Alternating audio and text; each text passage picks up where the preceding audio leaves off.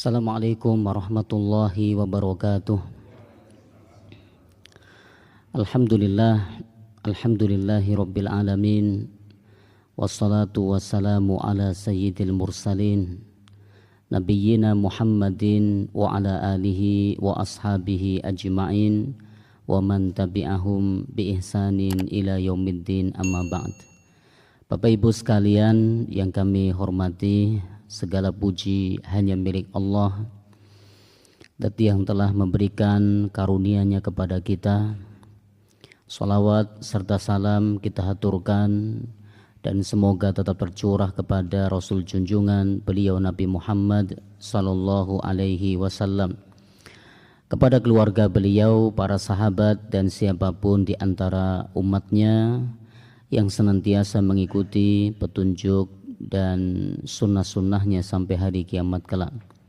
Bapak Ibu sekalian yang kami muliakan, di hari-hari ini kita melihat atau menyaksikan dan mendengar di media sosial bahwa musibah yang terjadi di Sumatera adalah musibah juga buat kita. Ketika saudara-saudara kita, seorang sesama muslim, mendapatkan cobaan, maka ini menggerakkan kepedulian kita.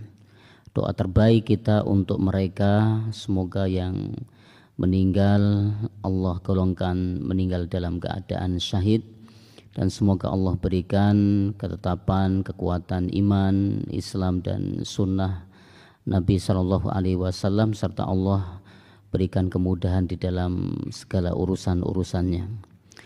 Bapak Ibu sekalian yang kami hormati, kita akan melanjutkan kajian kita pada kitab Tauhid, masih pada bab tentang as-sabru ala aqdarillah, bersabar atas takdir ketetapan Allah Subhanahu wa Ta'ala.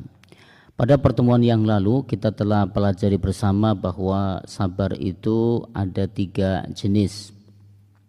Yang pertama adalah sabar di dalam menjalankan ketaatan kepada Allah. Yang kedua, sabar di dalam meninggalkan maksiat. Dan yang ketiga adalah sabar di dalam menghadapi cobaan atau musibah. Dari ketiga sabar tersebut, mana yang lebih utama?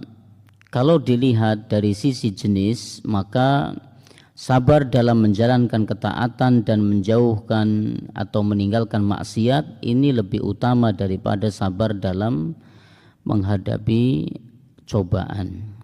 Kenapa? Karena sabar dalam menjalankan ketaatan kepada Allah dan meninggalkan maksiat ini adalah kategori sabar ikhtiyari, adanya pilihan. Orang mau sholat atau tidak sholat itu kan pilihan. Orang meninggalkan zina atau berzina ini kan pilihannya orang, ya. Sehingga di sini berat, ya, ini lebih berat ini. Sedangkan sabar di dalam menghadapi cobaan tidak ada pilihan kecuali cuma satu, sabar. Tidak mungkin seorang mengatakan saya enggak sabar. Apakah kemudian cobaan itu akan hilang seketika? Tidak mungkin. Enggak mau harus dijalani. Enggak ada pilihan lain kecuali sabar. Ini disebut dengan sabar ittirari.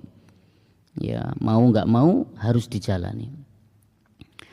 Ya, meskipun ya kemarin kita contohkan di dalam kisah Nabi Yusuf alaihi salam, maka kesabaran Nabi Yusuf di dalam menghadapi godaan Zulaikha itu lebih berat daripada kesabaran Nabi Yusuf pada saat dibuang ke dalam sumur.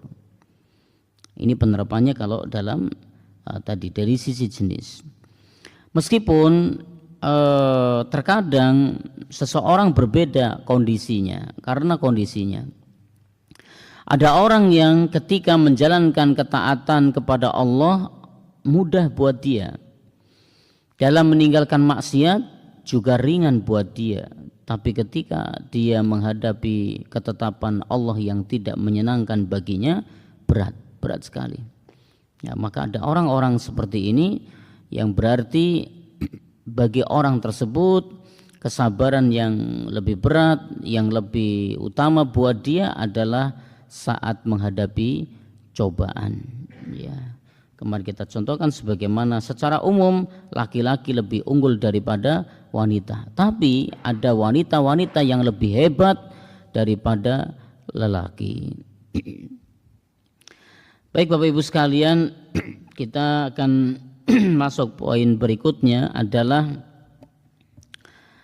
apa yang harus kita perhatikan terkait dengan sabar. Ada dua hal. Yang pertama adalah kita patut perhatikan, mengingat bahwasanya sabar itu mesti harus disertai ikhlas karena Allah. Ya, sabar itu mesti harus disertai ikhlas karena Allah. Yang kedua, kita patut yakin bahwasanya kesabaran itu datangnya dari Allah Subhanahu wa taala. Orang enggak mungkin sabar kecuali karena izin Allah Subhanahu wa taala. Sabar itu ibadah. Ya, sabar itu ibadah. Oleh karena itu ibadah mesti harus ikhlas. Maka di dalam bersabar dia harus ikhlas karena Allah Subhanahu wa taala. Allah Subhanahu wa taala berfirman,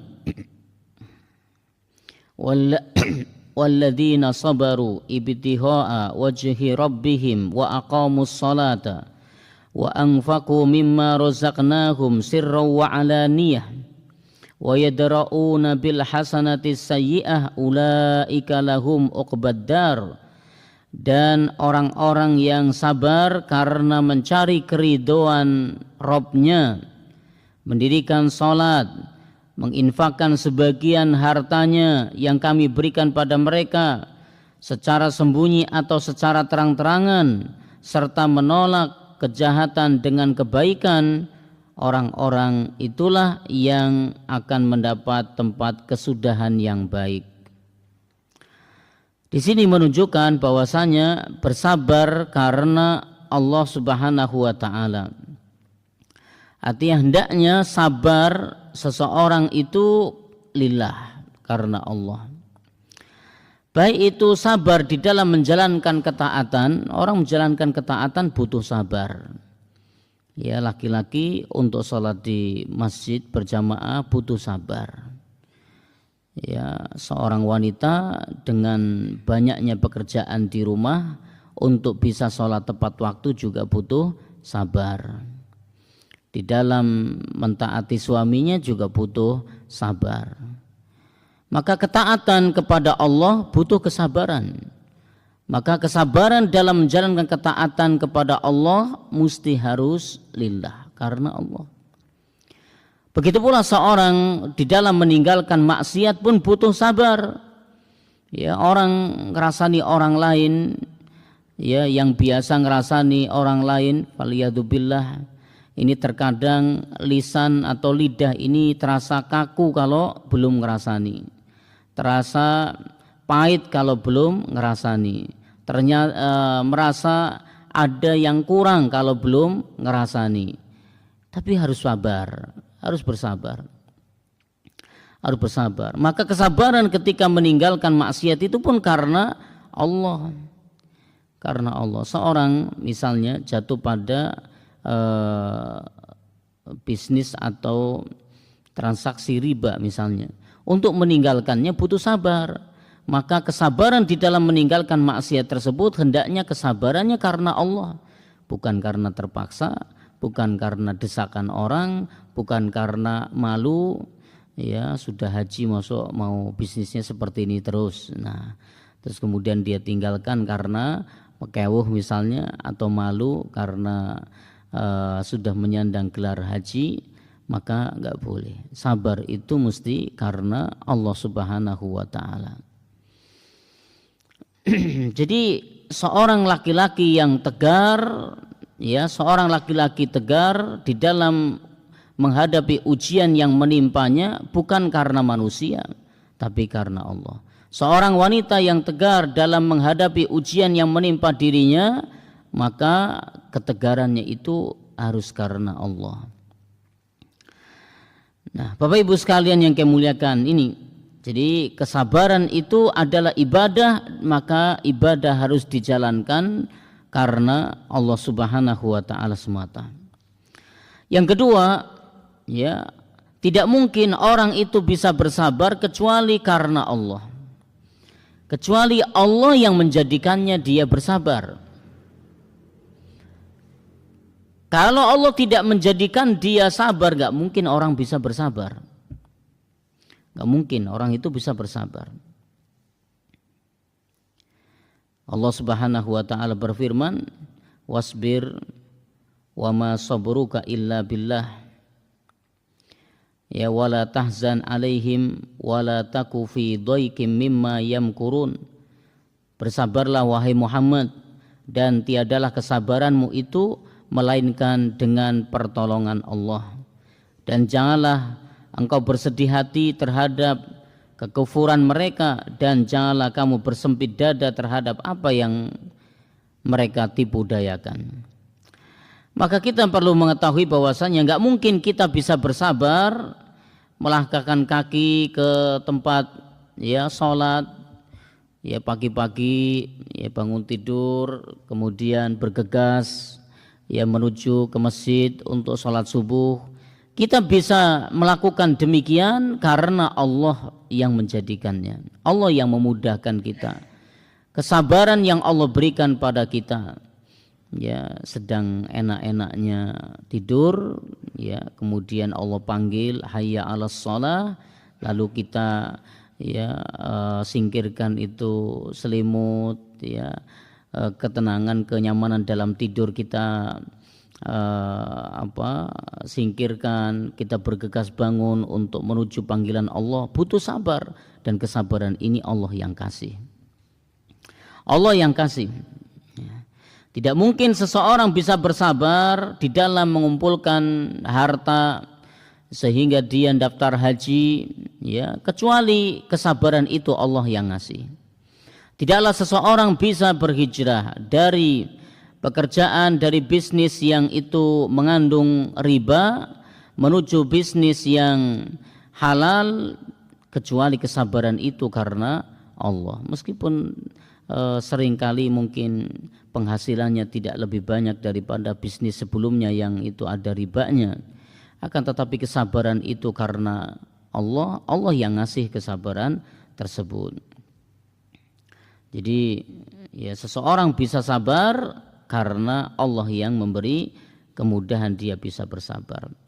Kalau kita lihat hati kita itu kan liar, bagaimana lisan kita pun liar, pendengaran kita pun liar, hawa nafsu kita pun liar.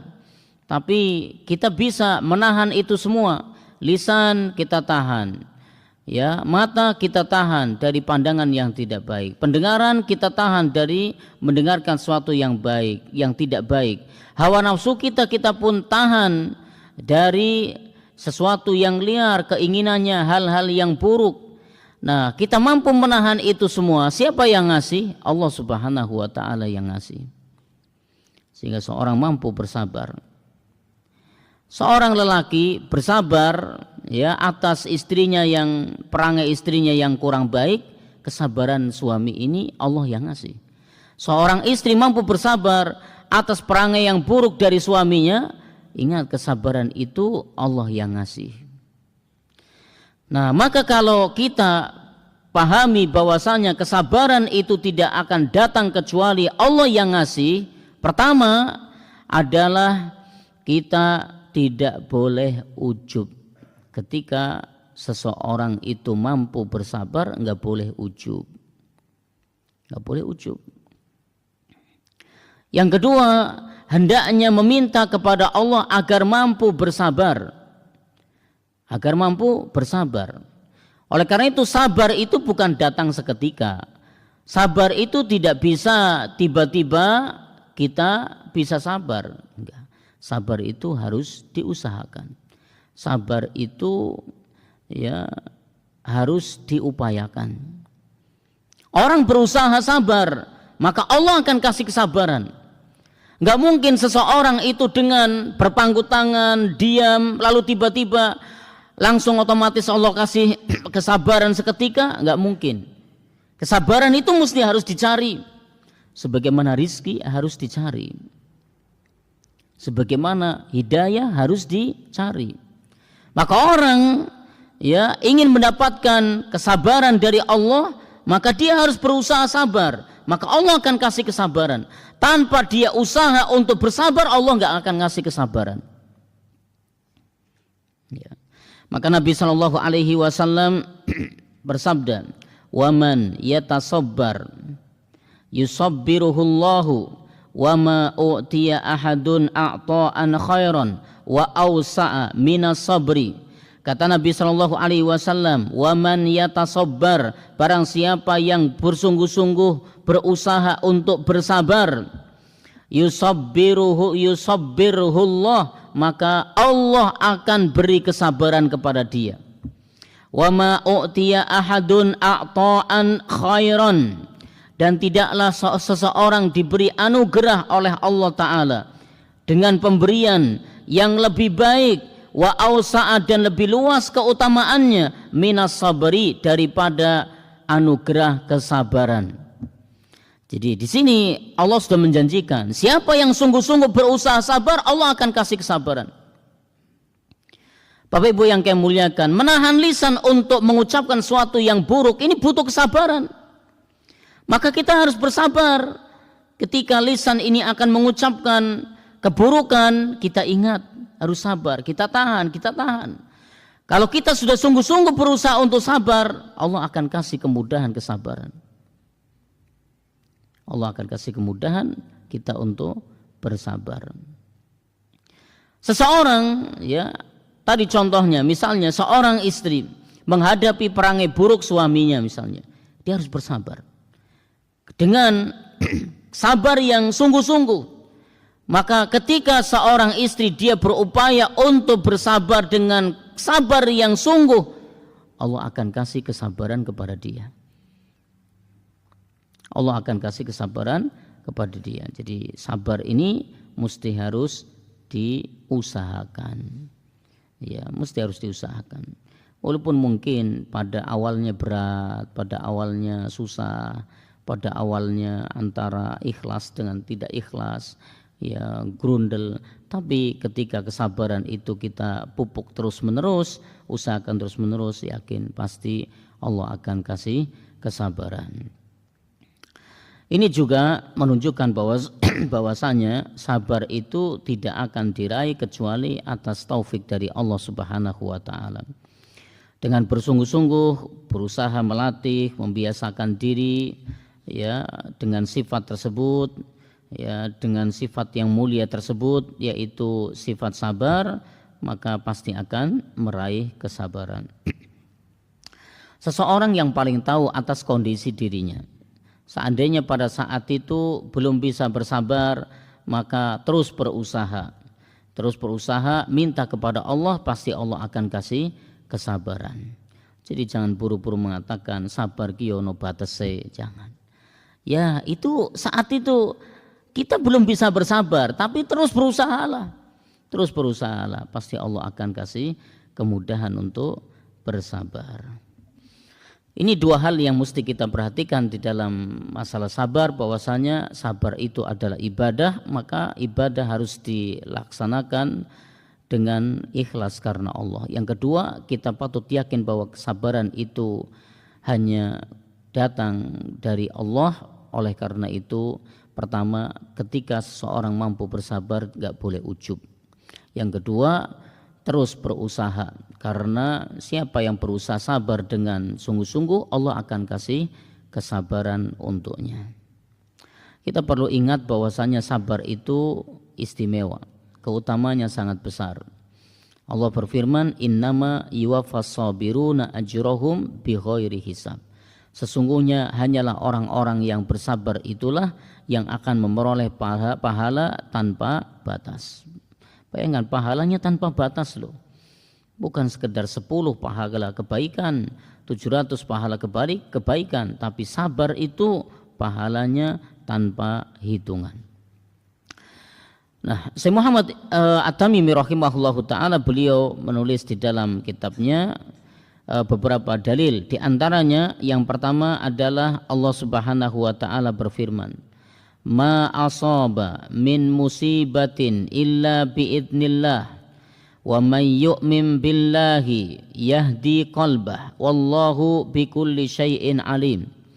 Allah berfirman, "Ma asaba min musibatin illa biidznillah."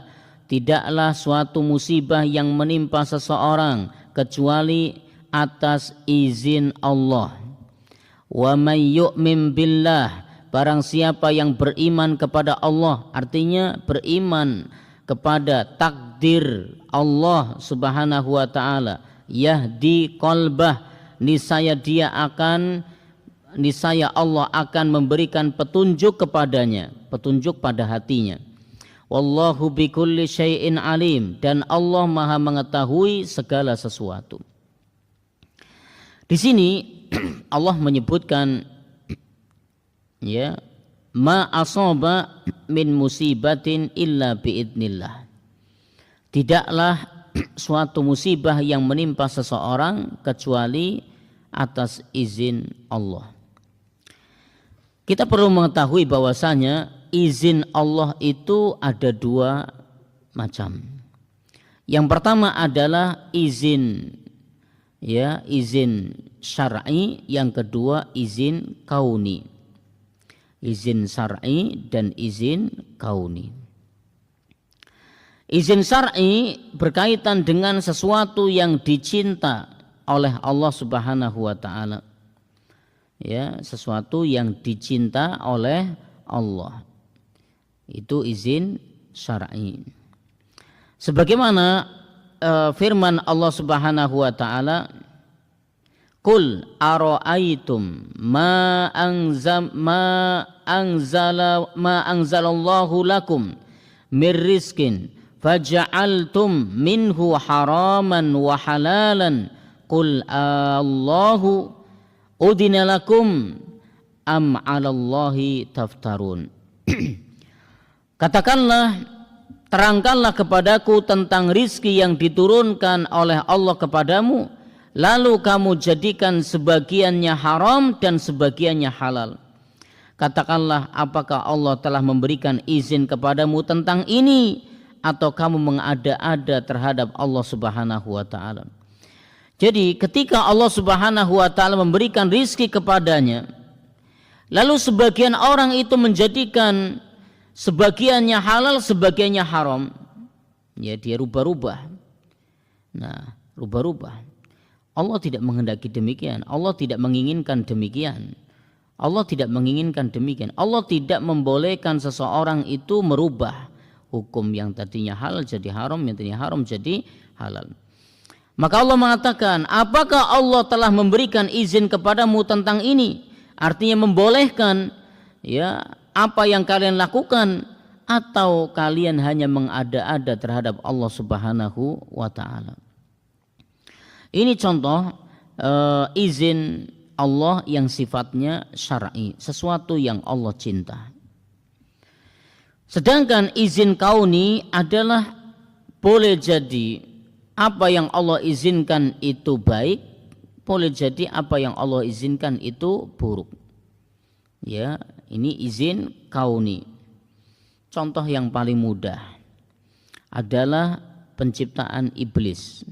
Allah ciptakan iblis. Siapa yang tidak mengenal iblis itu makhluk yang buruk, makhluk yang jahat? Ya, iblis makhluk yang buruk, makhluk yang jahat. Tapi kenapa Allah Subhanahu wa taala cipta iblis? Karena ada hikmahnya. Karena ada hikmahnya. Ketika iblis itu berkata, "Qala Rabbi fa'anzirni ila yaumi yub'atsun." Kata iblis mengatakan, "Wahai Rabbku, kalau begitu maka berikanlah tangguh kepadaku, berikan tangguh untukku, ila yaumi yub'atsun, usia sampai hari kebangkitan." Iblis minta kepada Allah usianya sampai hari kebangkitan, sampai akhir dunia ini. Apa kata Allah Subhanahu wa taala? Qala fa innaka minal munzarin. Allah berfirman, kalau begitu maka sesungguhnya kamu termasuk orang-orang yang diberi tangguh. Allah izinkan permintaannya iblis, usianya sampai hari kebangkitan. Ila yaumil waqtil ma'lum, kata Allah Subhanahu wa taala, yaitu sampai hari suatu waktu yang ditentukan. Kita mungkin bertanya-tanya, kenapa Allah izinkan iblis itu usianya sampai begitu lamanya?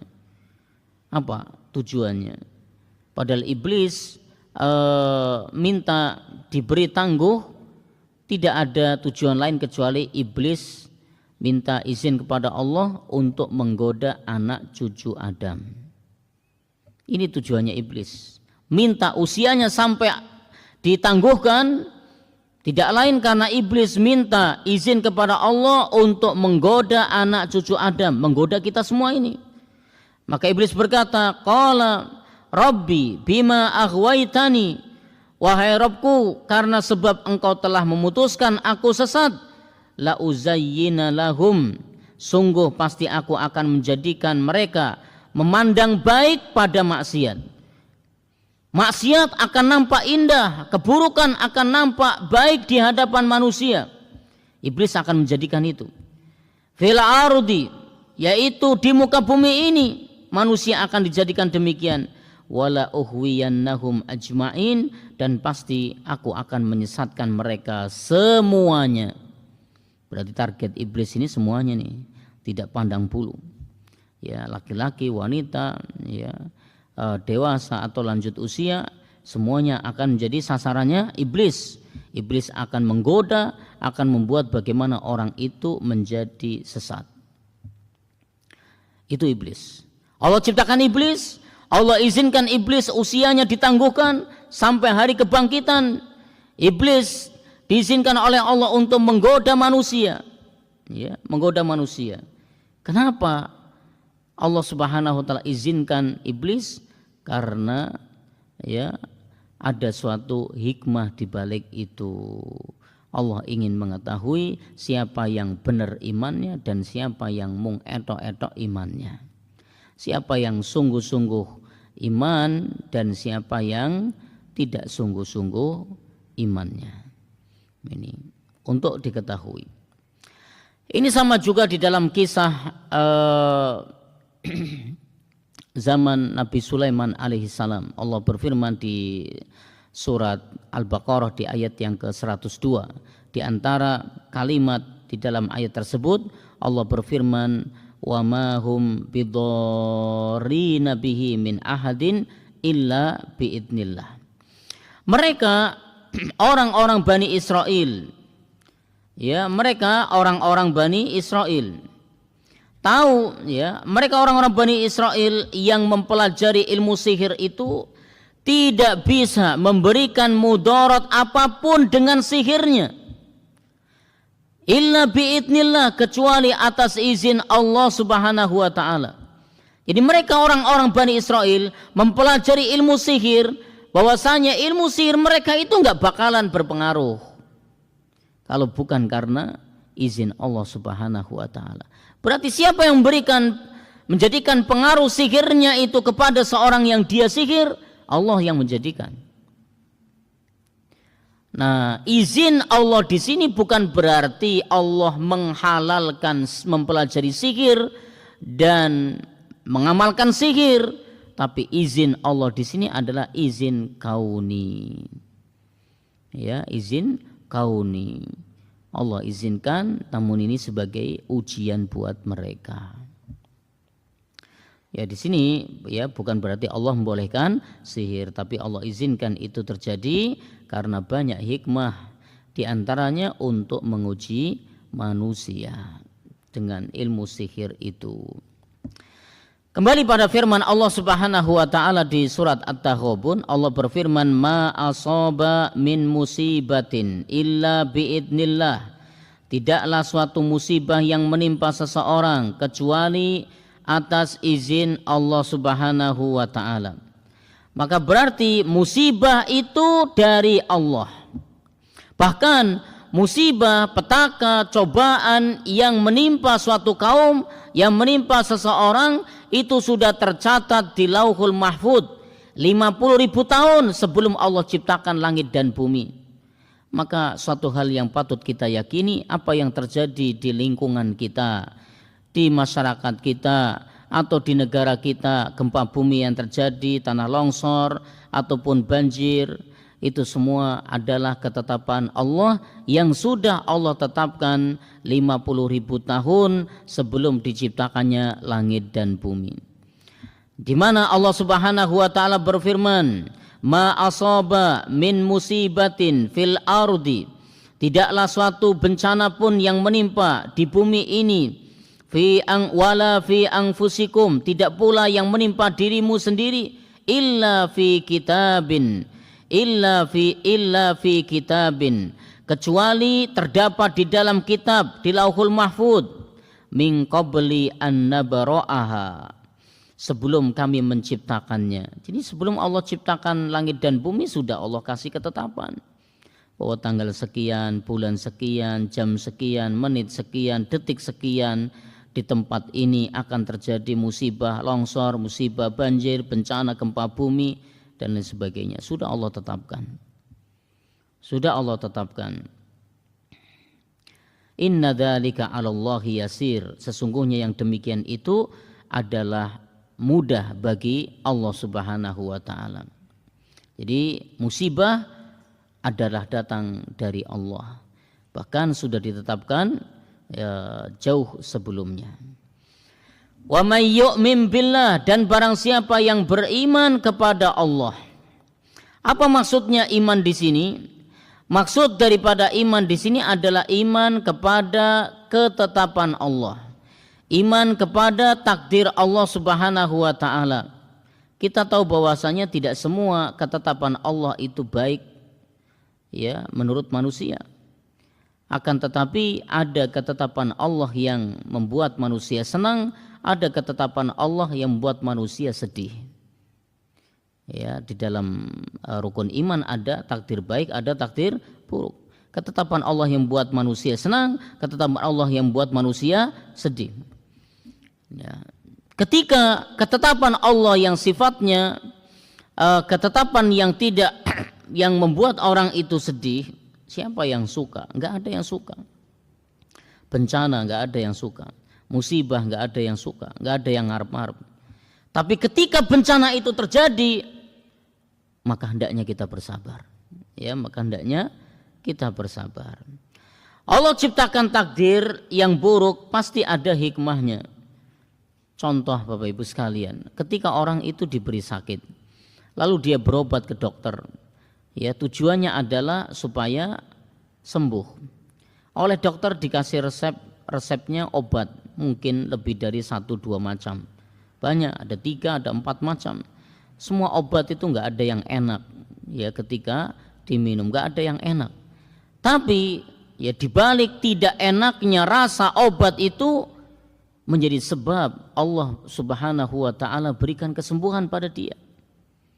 Ini maksudnya. Berarti apa?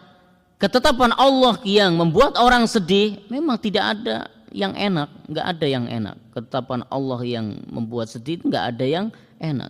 Tapi di balik ketetapan Allah tersebut ada sesuatu yang Allah simpan, kebaikan untuk diri kita. Di mana Nabi sallallahu alaihi wasallam Allah Subhanahu wa taala berfirman, "Dhaharal fasadu fil barri wal bahri." Telah nampak kerusakan di darat dan di lautan, bima kasabat aydin nas, disebabkan karena tangan manusia, karena perbuatannya manusia. Liyudhiqahum ba'dalladzi amilu la'allahum yarji'un. Allah Subhanahu wa taala berfirman, liyudhiqahum ba'dalladzi amilu la'allahum yarji'un. Kenapa Allah jadikan kerusakan di daratan, di lautan, yang itu semua disebabkan oleh ulah tangan manusia? Kenapa Allah jadikan kerusakan itu? Supaya mereka merasakan sebagian dari akibat perbuatan ulah tangan manusia. dan agar mereka kembali kepada jalan yang benar. Berarti apa? Allah jadikan musibah agar manusia sadar. Allah izinkan kerusakan terjadi agar manusia sadar. Agar manusia sadar. Kerusakan adalah sesuatu yang tidak Allah sukai. Siapa yang sepakat bahwa kerusakan adalah sesuatu yang disukai sama Allah? Enggak. Kerusakan itu suatu yang dibenci, suatu yang tidak disukai oleh Allah. Sebagaimana firman-Nya, wallahu la yuhibbul fasad, dan Allah itu tidak menyukai kerusakan. Allah enggak suka kerusakan. Tapi pertanyaannya, kenapa Allah ciptakan kerusakan itu terjadi? Kenapa Allah ciptakan kerusakan itu terjadi? Karena ada sesuatu yang Allah cintai di balik itu. Yaitu apa? Agar manusia kembali pada jalan yang benar. Ini sesuatu yang Allah cintai. Adalah agar manusia kembali pada jalan yang benar. Manusia sadar bahwa perbuatannya itu salah, perbuatannya itu keliru, perbuatannya itu kedzaliman, tidak dibenarkan. Maka Allah izinkan kerusakan itu terjadi agar mereka sadar, agar mereka kembali kepada jalan yang benar.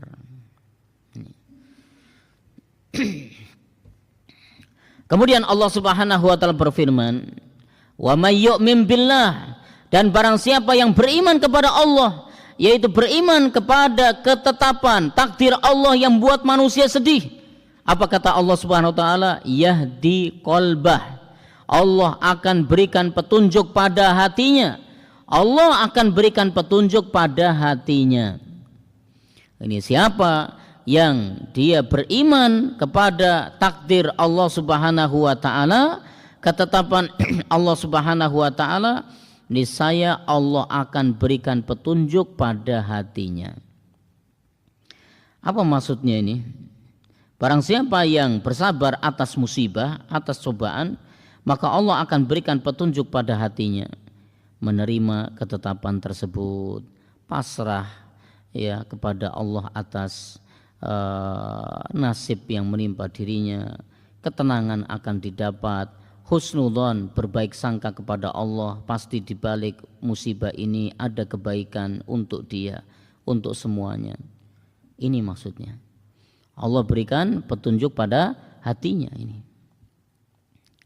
Dalam ayat yang lain Allah Subhanahu wa taala berfirman, ya, Allah Subhanahu wa taala berfirman, ulaika alaihim shalawatum mir rabbihim wa rahmah wa ulaika humul muhtadun.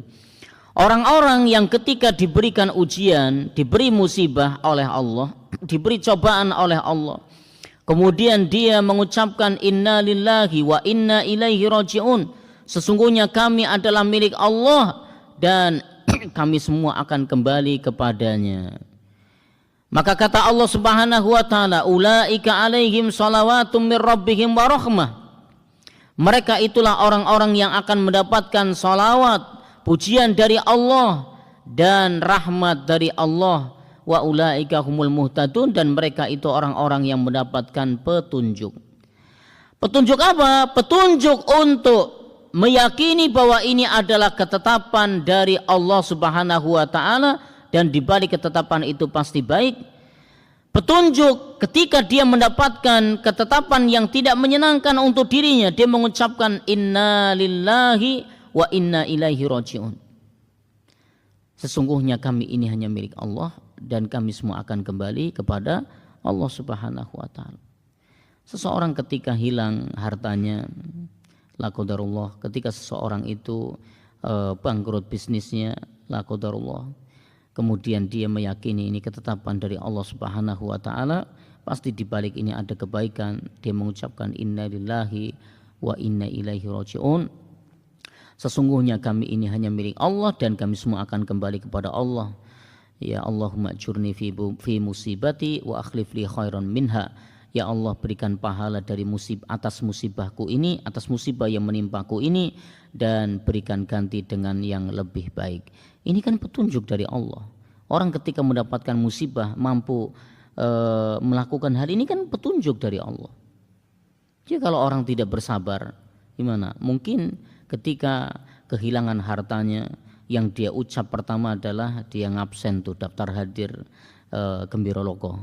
Ya, dia sebut satu persatu. Mungkin boleh jadi celaan, cacian, makian, wah ini gara-gara ini, wah ini begini. Mungkin. Ya.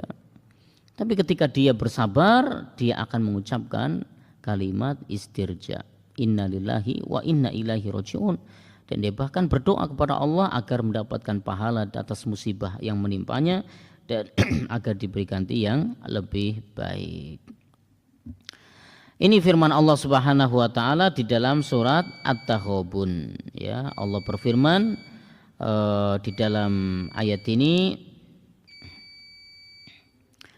ya, di dalam ayat ini Allah berfirman, ma asaba min musibatin illa biidznillah.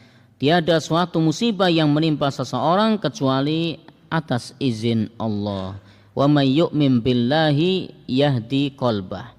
Barang siapa yang beriman kepada Allah, kepada takdir, ketetapan Allah, yahdi qalbah, niscaya Allah akan memberi petunjuk kepada hatinya. Wallahu bikulli syai'in alim, dan Allah Maha mengetahui segala sesuatu. Nah, Bapak Ibu sekalian yang kami muliakan, ada seorang tabi'in. Seorang tabi'in yang bernama Alqamah. Ya, seorang tabi'in ini generasi setelah para sahabat. Ketika beliau menafsiri ayat ini, beliau Alqamah rahimahullahu taala menafsirkan iman yang disebutkan di dalam ayat ini dengan beliau mengatakan, huwar rajulu, dia adalah seseorang, ya, tusibuhul musibah, yang ditimpa musibah, bencana, cobaan. Faya'lamu annaha min indillah, dan dia yakin, dia tahu bahwasanya musibah itu terjadi dari sisi Allah. Ya, cobaan yang menimpa dirinya dari sisi Allah. Fayardha, ya, wa yuslim, kemudian dia ridho dan dia menyerahkan diri kepada Allah Subhanahu wa taala, pasrah atas ketetapannya. Nah, di sini kita bisa melihat dari penafsiran beliau bahwasanya seseorang ketika ditimpa musibah, lalu dia meyakini bahwa musibah itu datang dari Allah, dari sisi Allah, lalu dia ridho dan dia pasrah akan takdirnya, maka Allah berikan petunjuk kepada hatinya. Dia ridho atas ketetapan tersebut, dia pasrah atas ketetapan tersebut. Maka ada faedah yang bisa kita ambil, Bapak sekalian yang kami muliakan. Di antaranya adalah Allah Subhanahu wa taala memberikan syarat, ya, orang yang beriman meyakini atas, ya, segala sesuatu telah ditakdirkan, telah Allah tetapkan, ya. Lalu orang itu menerima takdir tersebut dan bersabar atas ujian atau cobaan yang menimpanya. Orang yang menerima takdirnya kemudian bersabar atasnya, Allah akan jamin apa? Petunjuk kepadanya, petunjuk pada hatinya. Hidayah seperti apa yang Allah jamin? Hidayah ketenangan hati, husnudzon kepada Allah, menerima takdirnya, ya. Orang kalau menerima ketetapan Allah dengan iman, yakin pasti akan tenang. Ya, sebaliknya orang ketika mendapati ketetapan cobaan yang menimpa dirinya, ya, tidak mengimani akan ketetapan tersebut dari Allah Subhanahu wa taala dan ada kebaikan di balik itu, yakin hatinya gundah, hatinya penuh rasa khawatir, takut, ini itu banyak hal, enggak tenang, ya, apalagi muncul buruk sangka kepada Allah Subhanahu wa taala. Jadi kalau orang meyakini akan hal ini datang dari Allah, maka Allah Subhanahu wa taala akan berikan ketenangan hati. Di sini Bapak Ibu sekalian yang kami muliakan, kita bisa melihat bahwa sabar itu hukumnya wajib, ridho itu hukumnya sunnah. Ya. Pertama, sabar hukumnya wajib. Sabar hukumnya wajib. Berarti ketika seseorang itu tidak bersabar, maka dia melanggar aturan Allah Subhanahu wa taala. Sabar hukumnya wajib. Orang yang enggak sabar melanggar aturan Allah. Karena sabar hukumnya wajib. Sudah, bagi seorang mukmin ini enggak ada pilihan sudah ketika mendapatkan cobaan kecuali harus bersabar. Ya, kecuali harus bersabar. Oleh karena itu, ya sabar ini bisa dipupuk, ya mesti harus dipupuk. Kita tahu ilmunya, ya supaya ada modal kita untuk menerima ketetapan ini sehingga kita bisa bersabar. Ini kan butuh ilmu, ya butuh ilmu, butuh usaha, ya, sehingga orang itu Allah kasih kesabaran. Maka sabar ini hukumnya wajib. Ya, sedangkan orang meninggalkan kesabaran ini melanggar aturan Allah. Sabar di sini ada dua tingkatan. Ada dua tingkatan. Tingkatan yang pertama adalah sabar. Ini hukumnya wajib. Pokoknya mau nggak mau harus sabar. Kalau nggak sabar, maka ini melanggar aturan Allah. Kalau nggak sabar, ini juga tidak membuat ujian itu diangkat oleh Allah. Cobaan itu akan hilang darinya. Enggak. Tetap saja ujian itu datang. Tetap saja cobaan itu mengalir. Harus dijalani. Maka enggak ada pilihan kecuali harus bersabar. Maka ini hukumnya wajib. Nah, tingkatan yang kedua ini lebih berat. Apa? Ridho. Orang ridho terhadap ketetapan Allah ini berat. Lebih berat daripada sabar. Maka kalau sabar tadi hukumnya wajib, sedangkan ridho atas ketetapan Allah kepada dirinya, atas musibah yang menimpa dirinya, cobaan yang menimpa dirinya, hukumnya sunnah. Ini tingkatan lebih berat, lebih tinggi. Berarti ridho itu di atas sabar. Ya, sabar wajib, ridho hukumnya sunnah. Itu Bapak Ibu sekalian yang kami muliakan, wallahu a'lam bishawab. Ya, semoga menjadi ilmu yang bermanfaat dan bisa kita amalkan di dalam kehidupan kita sehari-hari, ya agar kita bisa bersabar dalam menjalankan ketaatan kepada Allah, meninggalkan maksiat dan menerima ketetapan dari Allah Subhanahu wa taala. Ya, semoga saudara-saudara kita yang diberikan musibah, Allah berikan kesabaran dan Allah berikan ridho terhadap ketetapan yang Allah berikan pada mereka. Dan terus kita bantu sebisa mungkin. Kita bisa membantu dengan harta, maka bisa bantu dengan harta, bantu dengan tenaga, kita bantu dengan tenaga. Kepedulian kita adalah bagian dari bukti keimanan. Kepedulian kita adalah di antara bukti dari keimanan. Wallahu a'lam bishawab. Mari kita akhiri dengan baca doa penutup majelis. Subhanakallahumma wa bihamdika asyhadu an la ilaha illa anta astaghfiruka wa atubu ilaik. Wassalamualaikum warahmatullahi wabarakatuh.